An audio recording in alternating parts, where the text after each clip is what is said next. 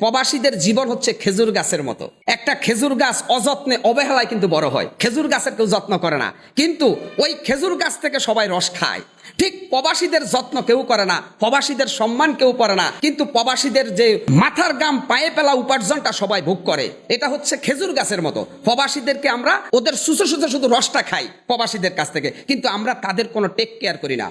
এটা হচ্ছে নির্মম মানবতার এক ভয়ঙ্কর দৃশ্য। প্রবাসী বাঙালিরা বিমানবন্দরে হেনস্থার শিকার হয়, প্রবাসী বাঙালিরা পরিবার পরিজনের কাছে হেনস্থার শিকার হয়।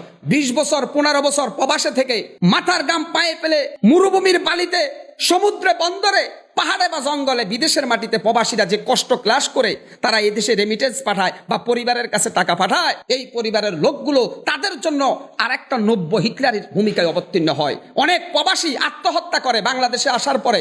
অনেক প্রবাসী যখন দেখে 20 বছরের সমস্ত সম্পদ পরিবারকে দেওয়ার পরে সে তার বাড়িতে আইসা দেখে তার বউ নাই, আর একজনের সাথে চলে গেছে।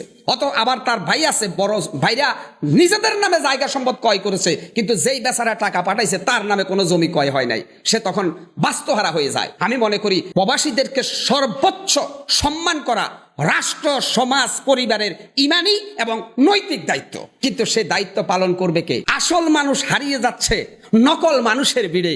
মানুষ দেখার জন্য হয়তো আমাদেরকে যেতে হতে পারে আগামী দিনে জাদুঘরে। একজন প্রবাসী সে মা মারা গেলে মায়ের লাশটা দেখে না, স্ত্রী মারা গেলে